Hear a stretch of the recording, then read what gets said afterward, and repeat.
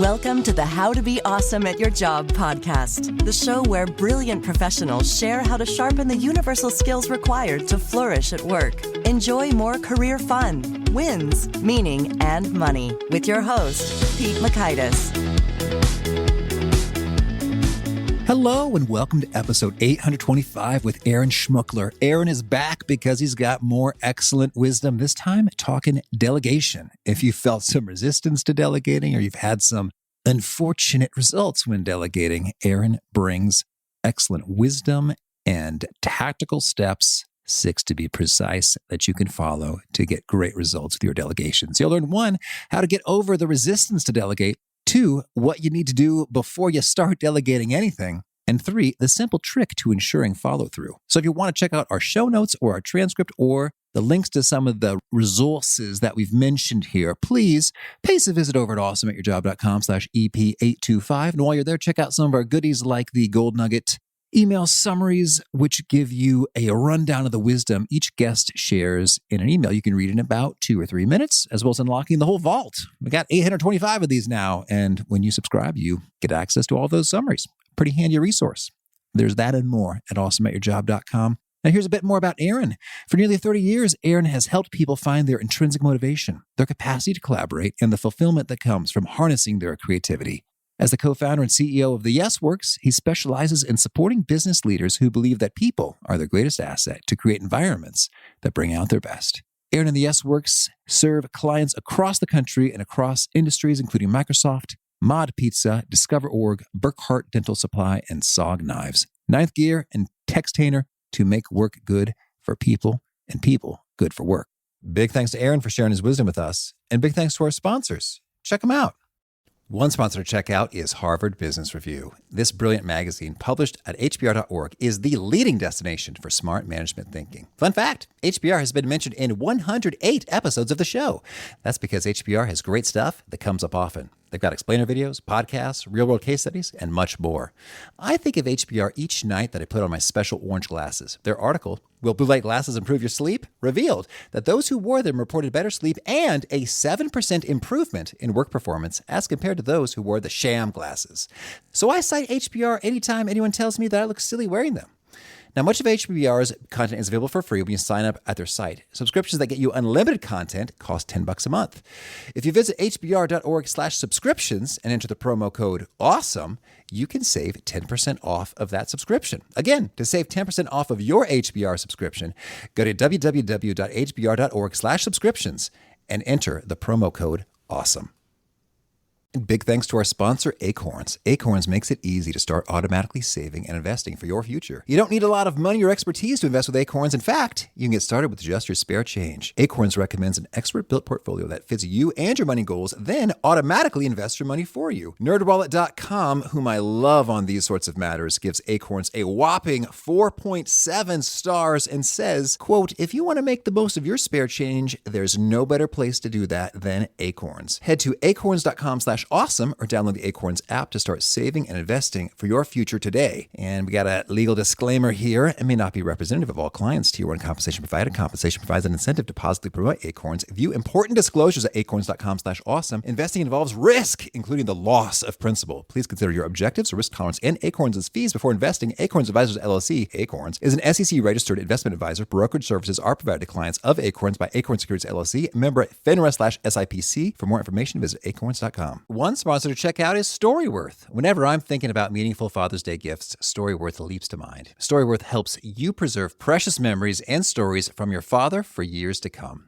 Each week, Storyworth emails your loved ones a thought-provoking question that you get to help pick, such as, what's the bravest thing you've ever done? I personally love the prompt so much that I have refreshed Storyworth's questions page many times looking for more. Storyworth makes the writing process super quick and easy. All your loved one needs to do is respond to that email with a story, and then you get a quick copy of that. And after a year of this fun, Storyworth compiles your loved one's stories and photos into a beautiful keepsake hardcover book that you'll be able to share and revisit for generations to come. Families love Storyworth so much, they've got 25,000 five-star reviews on Trustpilot and have millions of stories preserved. So give all the fathers in your life a unique, heartfelt gift they'll all cherish for years. Storyworth. Right now, you can save $10 on your first purchase when you go to storyworth.com/awesome. That's storyworth.com/awesome to save $10 on your first purchase.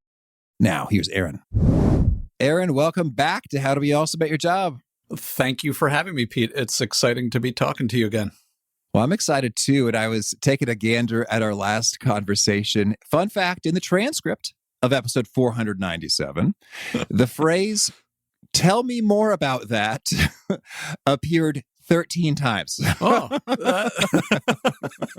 fun that you counted. Yeah. Well, I could just Control F find, Yeah. And it's funny because I think we were both such fanatical fans of the phrase and how useful it is for a variety of purposes. And listeners, I recommend you check that out. It may transform your lexicon forever. But I'd love to hear, over the last 3 years, have there been any interesting stories or discoveries or saves of the day that have emerged with you trotting out our favorite phrase? Boy, I'm sure that there have been countless times that has come up. I think I had already experienced the time when somebody called me a jerk, or some other less kind, less family friendly term, and I said something to the effect of, "Well, clearly I've rubbed you the wrong way. Tell me more about that." And that turned the relationship around. Since then, I'm sure it's helped with the health of my marriage and with my daughter. I'm sure also that it's helped with my business partners and with my clients. It's such a natural and consistent part of my lexicon now that I don't think that I have the dramatic stories that I might have had when I first started to employ that phrase as a tool. Yeah, I hear you. Well, it has continued to serve me well also, particularly when I just need a beat to think or orient to what the heck is going on right now. Yeah. As well as I genuinely don't understand what you said. And it's much more friendly than like, "What the heck are you blathering on about now?" What? That doesn't make any sense, is what I must be insane to say. Okay. Well, good to know. So, now I'd love to chat with you about delegation. You sent me a beautiful proposal. Thank you for that. And I thought that's exactly something that we should talk about.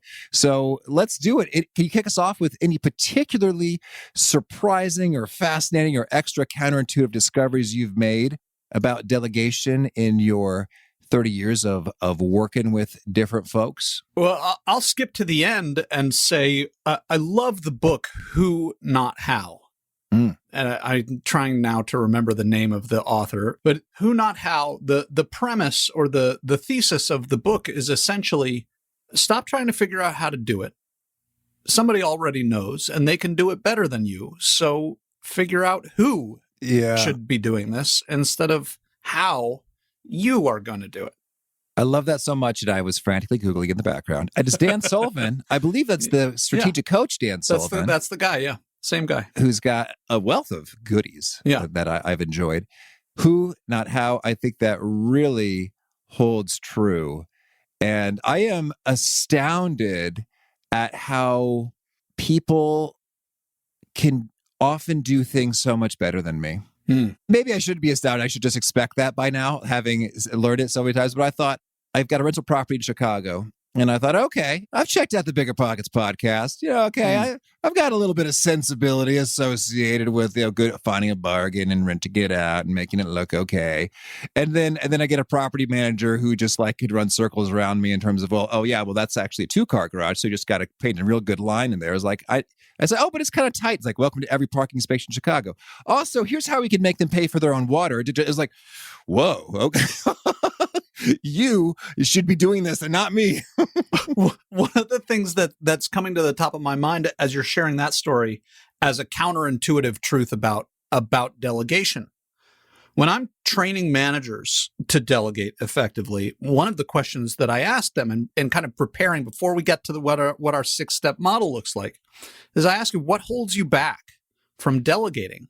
And very often I get responses like, I don't want to give people things that I wouldn't want to do. I don't want to just push the scut work off onto somebody else.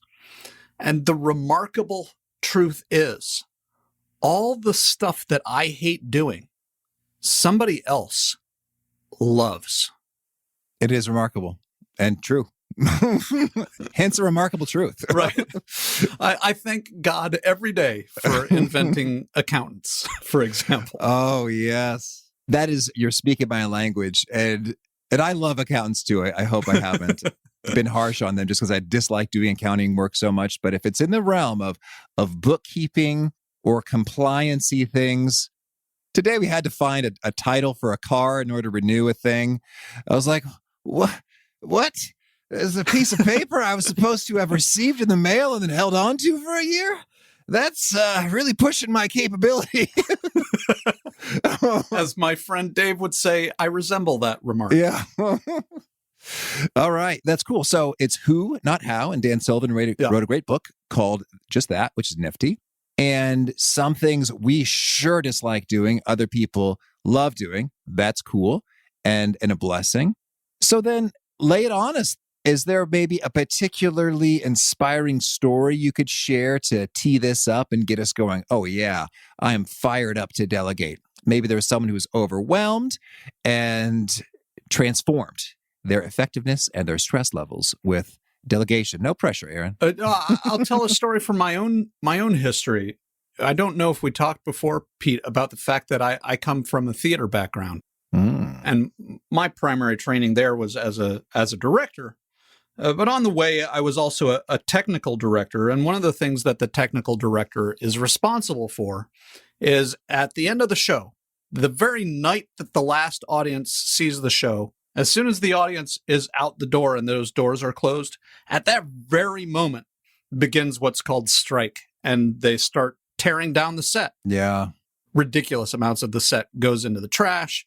All the lights are removed, those that aren't part of the regular repertory in the theater.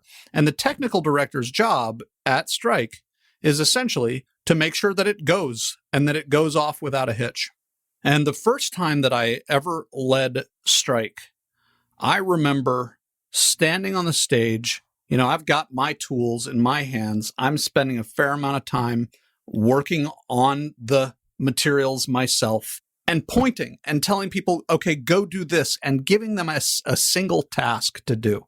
Mm-hmm. And then I'd tell somebody, you know, people would be flocking to me. I eventually had to put my tools down, and it was just so much work for me to try to direct 23 or something like that people to go and do this task and then this task and then this task and then this task. And I was so exhausted at the end of that night that I might as well have done the strike myself in order to have gotten that exhausted.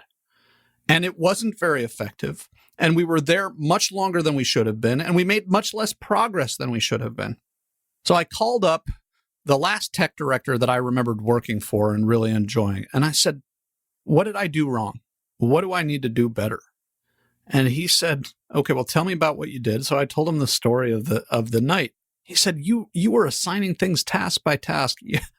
And then he said, you got to break things down into objectives. What's the result that you want to see?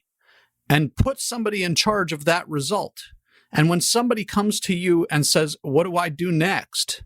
You say, go join Mary over there, or go join John over there. He's got this project and he'll put you to work. And so by delegating objectives, I was able to create mini teams of my team. And the next time we got more done than we had anticipated. We got out earlier than we had anticipated.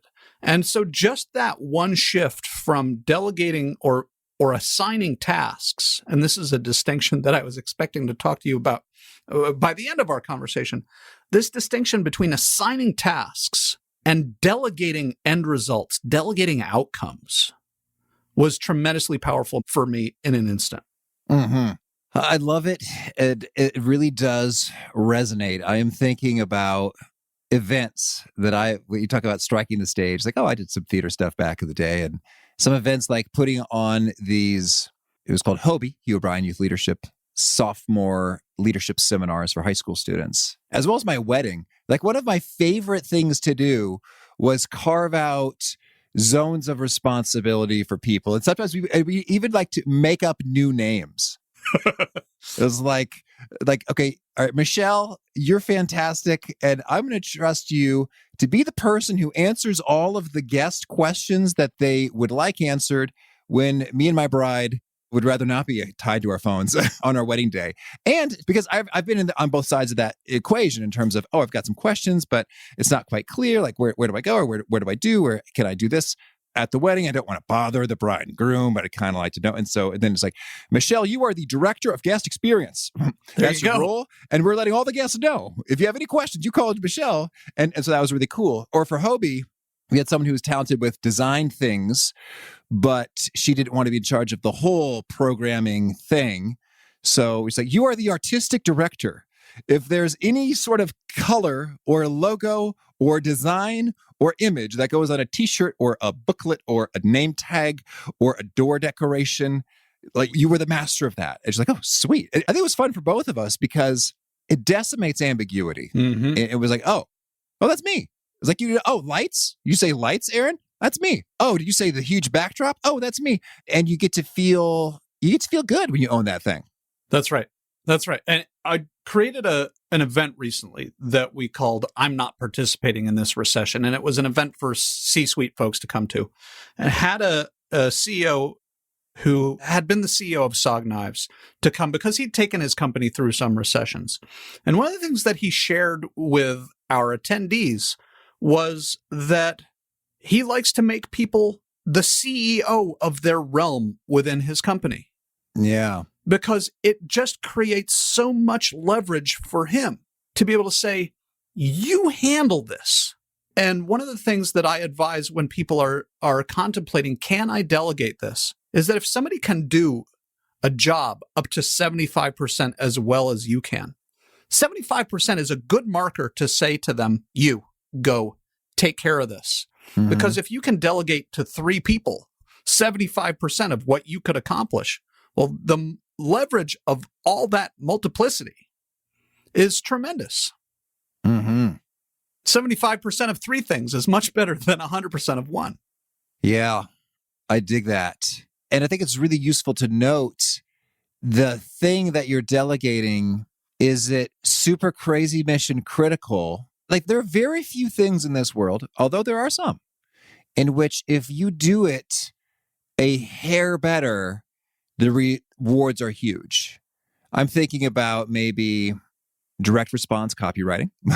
I'm thinking about Google search engine optimization. I'm thinking about Olympic swimming. Hundredths of a second, like gold versus nothing. Exactly. It's right. But almost everything else is, you could do this 75% as well. Well, then have at it. And away we go.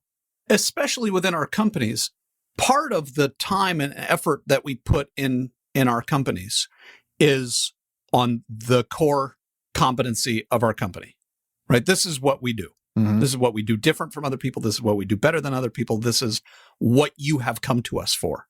Everything else in our companies is not that. That's right. Bookkeeping.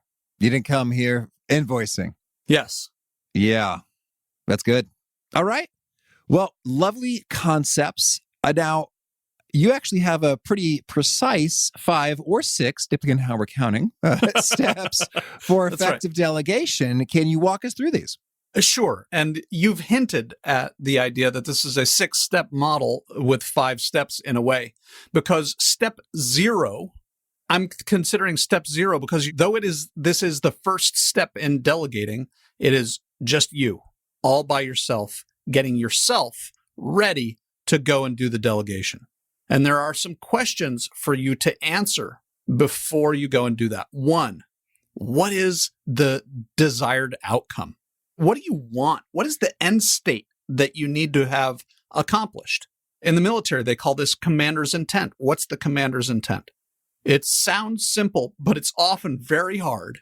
And one way to get there is to think about, why do I want this done? That will help you to conceive, what does the end result look like? Mm-hmm. So then when you've got your end result mapped out, you also need to answer the question, when do I need to have this result in hand? And therefore, what's a decent margin for failing? So if I'm going to delegate something to you, Pete, that I need on Friday by 3, If I ask you to deliver it to me by Friday at 3, I've set us both up to be in real trouble. Yeah. Better that I should ask you for it by Thursday at noon so that we've got time to look it over, make some adjustments, figure out that we've got problems, resolve them before I need the thing. The next question to ask yourself, and we're still in step 0, is who will be served by taking on this responsibility and who is able to serve the purpose? That's kind of a 2-part question, right? So who is the right person because they're going to be served by this? Maybe they really enjoy this kind of work. Or when I have somebody working for me, I ask them, where do you want your career to end up? Where do you want your career to be a year, 5 years down the line? Okay, what skills and talents are you going to need to get there? Oh, well, this project is going to serve you developing that. So that is a good reason to give this to you.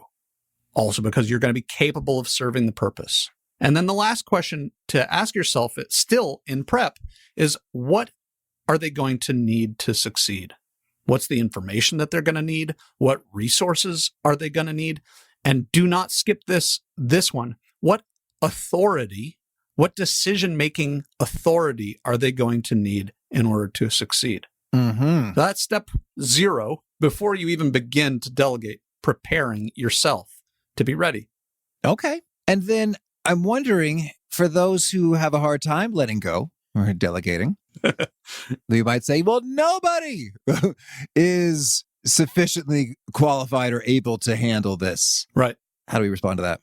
2 things. One is, are you sure? Right. We talked already about the kind of that 75% rule. If somebody's going to be able to deliver 75%, then maybe it's time to reassess what nobody looks like.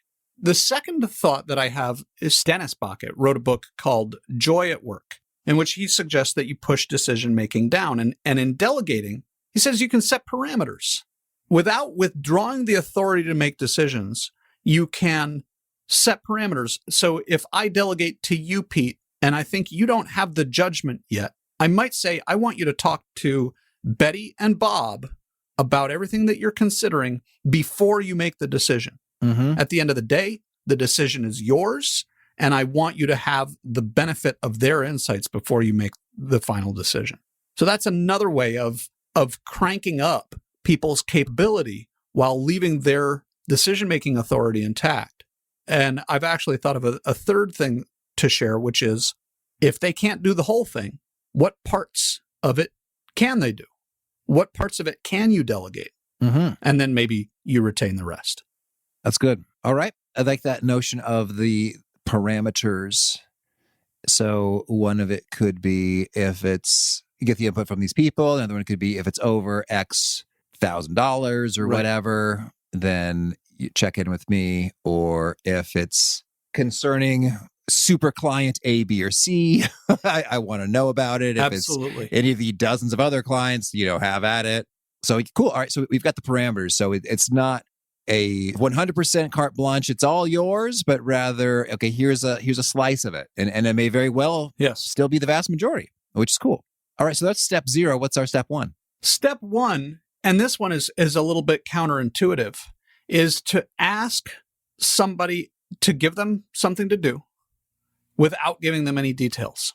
And this is counterintuitive on a couple of levels. When we're training managers, some people push back on the idea that they should ask anybody anything instead of just simply telling them, hey, here's what you're going to do. And then the other reason that they push back is they say, what do you mean with no details? So here's what I mean. Hey, Pete, can I get your help with something? Pete, may I give you a project?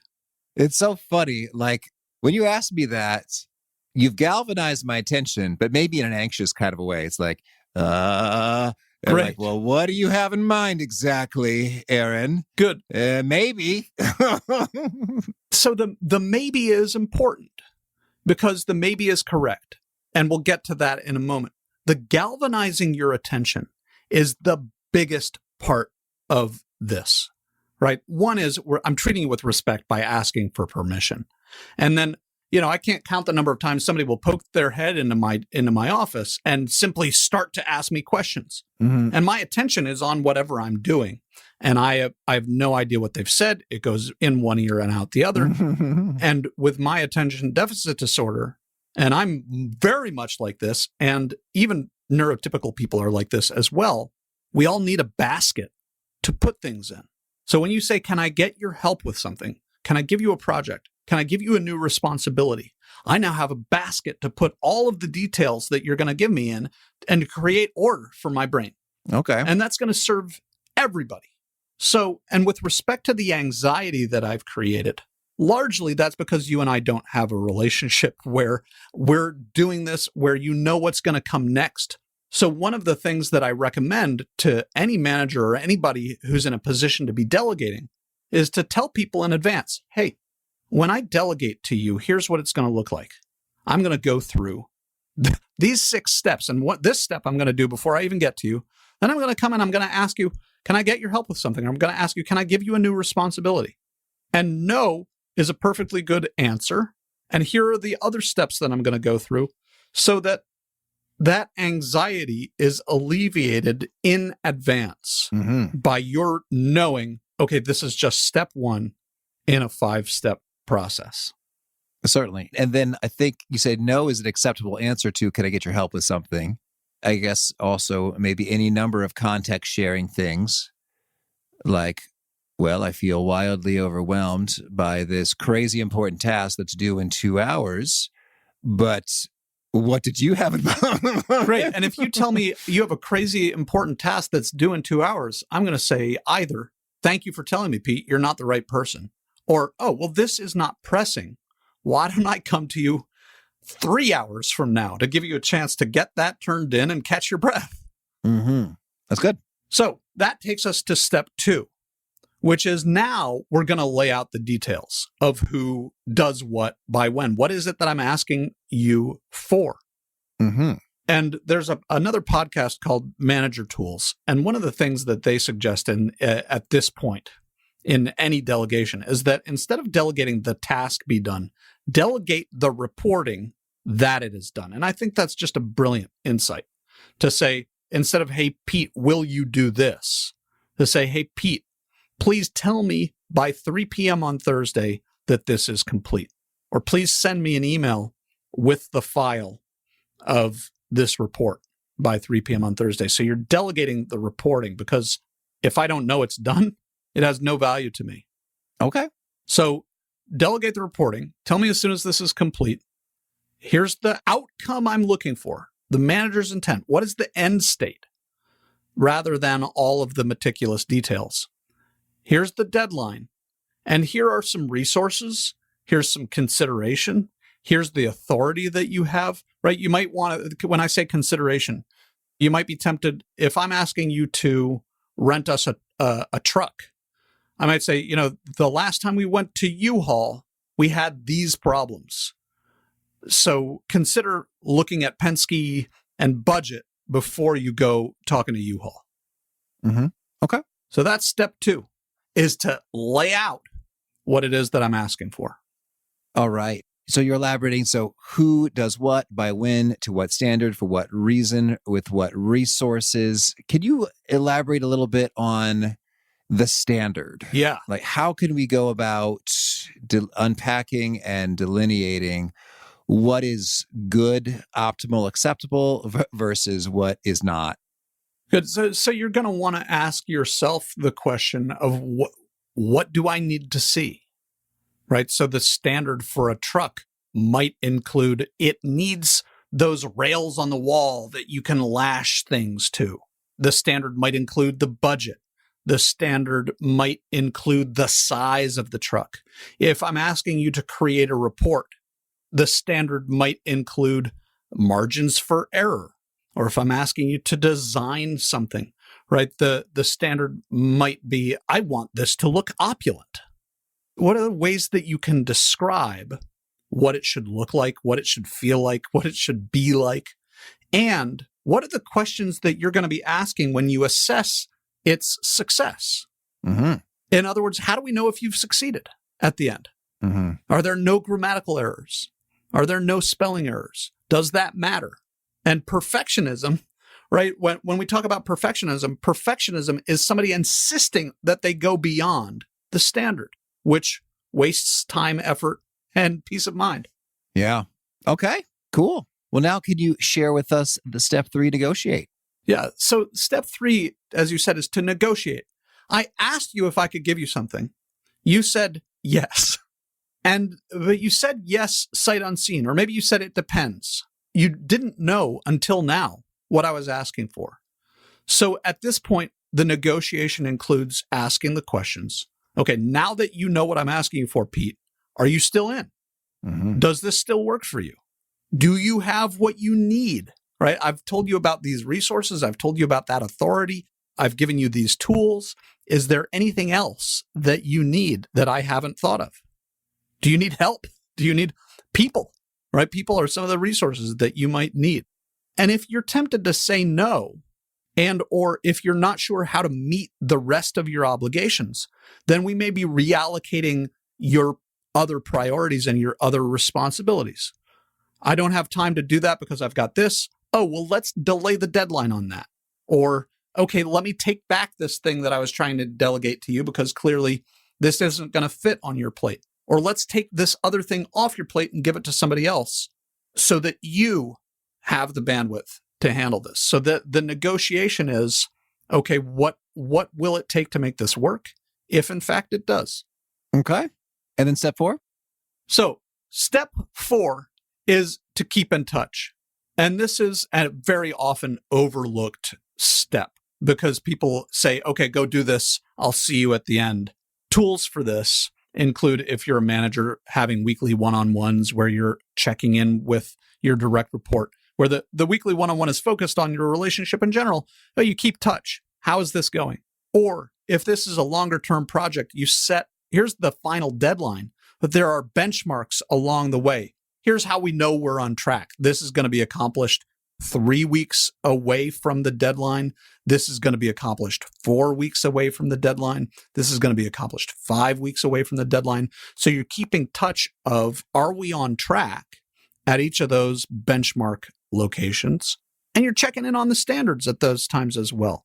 Mm-hmm. So that you create a channel for reporting and keep in touch, at least weekly, at least briefly.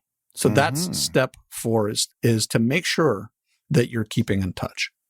At least weekly, that's handy. And then you mentioned that fine is not a status report in terms of, hey, how are things going? Fine. Yeah. What more precisely are we looking to hear when we're keeping in touch? Here's where the benchmarks come in, right? Oh, well, I'm 2 days behind on this benchmark. Or I'm 2 days ahead. I reached this benchmark even though it's not actually due until 2 days from now. So that's one thing. Or a status report is we're on track. And in terms of we've hit all the benchmarks up until now. And there's an obstacle emerging that I didn't anticipate. Let's talk about how I might get around this obstacle. Can I have your insight? Or can I have, I'm going to need $100 or $1,000 to level this obstacle that's come up. The price of lumber has changed. Mm-hmm. Okay. And then step 5, debrief. Step 5 is after the fact. So, arguably this isn't part of a delegation model. It's part of a checking in. And I think it needs to be there because I don't consider it complete until we've learned what there is to learn from the process that we just went through. What worked and what didn't. What worked in terms of how our communication went. What worked in terms of my execution of what you delegated to me. What worked in terms of, did our standard actually meet the need? I delivered this entirely on standard. This is exactly what we designed. And it still didn't solve the problem that this project was intended to solve. So what needs to change? So a few questions to ask here. What do we need to keep? What do we need to stop? Just get rid of this entirely. This was completely extraneous. What do we need to add? What wasn't there that needs to be there? And what do we need to adjust? Right? We got the blue one. It was the wrong blue. Or we got these, but instead of 5, we need 7. Mm-hmm. So what do we need to keep? What do we need to stop? What do we need to add? What do we need to adjust? And that takes us, Pete, through 6 steps if you include step 0 to prepare yourself for the delegation.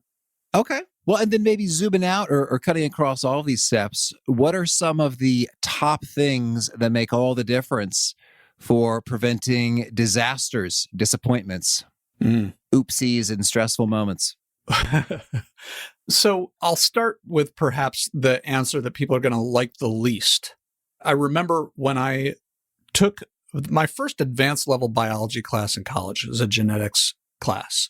And I sat down for the first exam and I looked at the cover sheet of the exam. And what it said was, this is one test in one class in one part of your schooling, which is just one part of your life. Your performance on this exam, while it may be important right now, is not critical to the outcome of your life. So don't fret. That was the cover page of this exam. And then I opened up the exam and the first question was, for 10 points, what color is a golden retriever? Hint, look at its name. Mm-hmm. So that story is intended, Pete, to illustrate that part of how you can prevent disasters is by chilling out. Okay.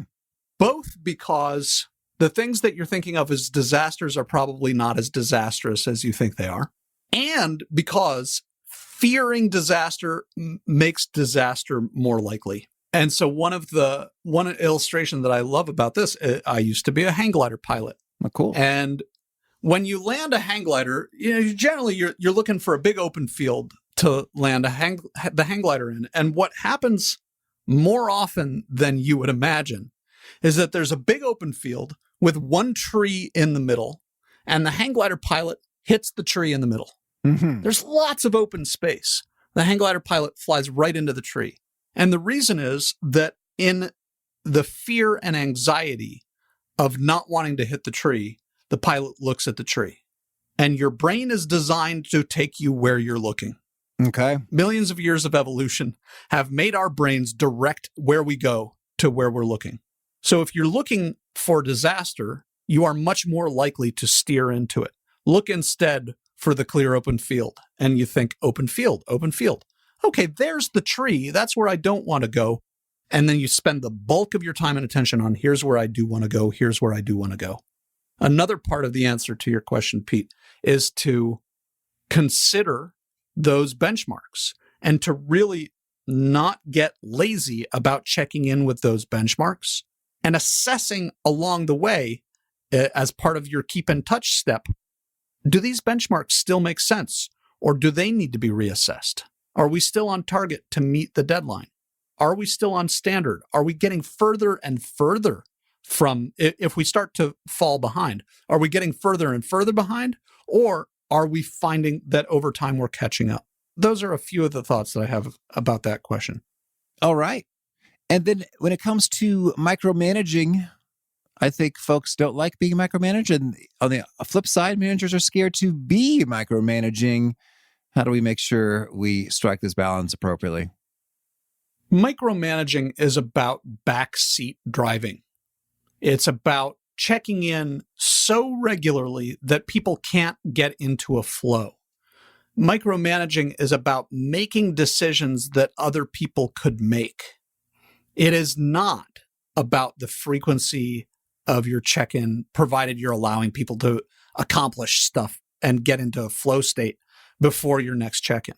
Now, people are so afraid of micromanaging, in my experience, that the tyranny of micromanagement is the fear of micromanaging far more often than the tyranny of micromanagement is actual micromanagement.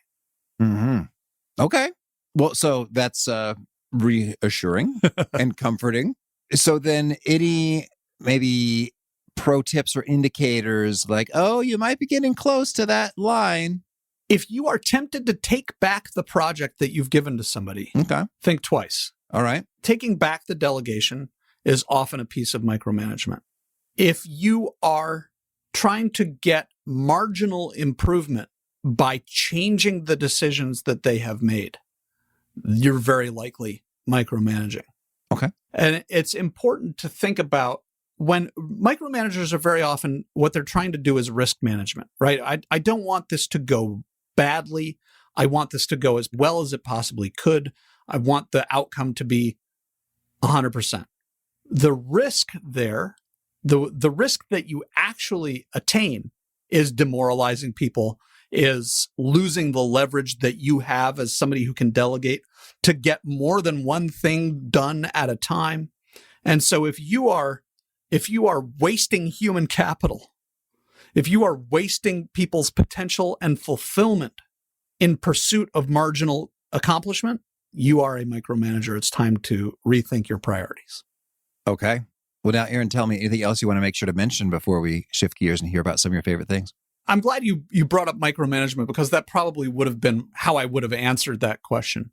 I think I'm ready for favorite things. Let's do it. Can you share a favorite quote, something you find inspiring? This quote is often attributed to Goethe, and it evidently is not his, and it's not known where it came from. So it is, whatever you can do or dream you can, begin it. Boldness has genius, power, and magic in it. Okay. And a favorite study or experiment or bit of research? There's an experiment around something called enclothed cognition. Oh, yeah. And enclothed cognition is essentially enclothed, meaning the clothes that you are wearing, cognition, meaning thought. And so this experiment took people and put them in a smock, like a painter's smock, and asked them to do accounting work, like work on a spreadsheet, the kind of stuff that you and I were talking about we don't really like. Wearing a smock, they were worse than if they were just wearing their normal clothes at doing that task. And wearing a lab coat, they were better than they were at doing that task than if they were just wearing their normal street clothes. And by contrast, if they were asked to do something creative, like create a painting, then they were better wearing the smock than they were in their normal street clothes. And if you put them in a lab coat, they were worse at being creative and original and interesting in creating their art. Worse in a lab coat than they were in their street clothes. Fascinating. Okay. And a favorite book? Today, I'm going to name Never Split the Difference by Chris Voss, a very compelling book about negotiation. And a favorite tool, something you use to be awesome at your job? I love Calendly. Oh, yeah. I'm not that great at tracking administrative details. So being able to give somebody either a link to go and book time on my calendar, or Calendly gives you this one-off meeting thing where I can tell you, here are a bunch of times, click one, and you'll appear instantly on my calendar. Very, very useful for me. All right. And a favorite habit? One more is my favorite habit right now. There's a lot to do in my life, as there is in all of our lives. And I might go to the sink that may be full of the day's dishes and start to wash the dishes and start to be tempted to go and do, I'm feeling hungry. I want to go dirty another dish. And I just say one more. And one more will often get me all the way through all the dishes or all the phone calls that I need to make or any of those things. So I have a habit right now of saying one more when I start to feel like I've got to move on from this. Okay. And is there a particular nugget you share that seems to connect and resonate with folks? They quote it back to you often? I've mentioned some of the manager training that we've been doing lately, and this is something that hits all managers, I think, where they live. I've had CEOs audibly get hit they sound like they've just been punched in the stomach when I say, if there's no consequence for consistently missing a job requirement, then that thing is not actually a job requirement. It's something that you've put on your wish list, and it's a resentment builder. Okay. Yeah. And if folks want to learn more, get in touch, where'd you point them? You can find me on LinkedIn. I'm the only Aaron Schmookler on LinkedIn. And you can find me and all the work that we're doing at theyesworks.com. Okay. And do you have a final challenge or call to action for folks looking to be awesome at their jobs? I'll stay in keeping with the theme of the day. Delegate. Go delegate. Are you not good at it? Delegate it. Are you not interested in it? Delegate it. You don't have time? Delegate it. Delegate it. Go delegate. There's almost nobody that I know who delegates too much, but there are lots of people that I know who delegate too little. Myself included, by the way. All right. Aaron, this has been a treat. I wish you much luck and fun in all your delegations. Well, thank you. Likewise, right back at you. I so love Aaron's point. The remarkable truth is that all the stuff I hate doing, somebody else loves. Yes, indeed. What a delight to know that your trash, the stuff you really would prefer not to do, someone else treasures it and really digs it. So in a way, it's a double blessing. You're blessed by not having to do this thing you hate, and they're blessed being able to do the thing they really dig.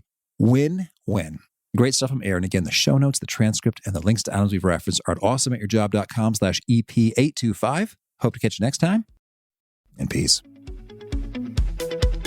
Thanks for listening. To get the most out of the show, we recommend 2 key things. First, check out the extra resources at awesomeatyourjob.com.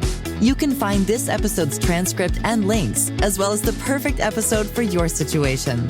You can search the full text transcripts of hundreds of episodes or explore episodes tagged by topic and competency covered.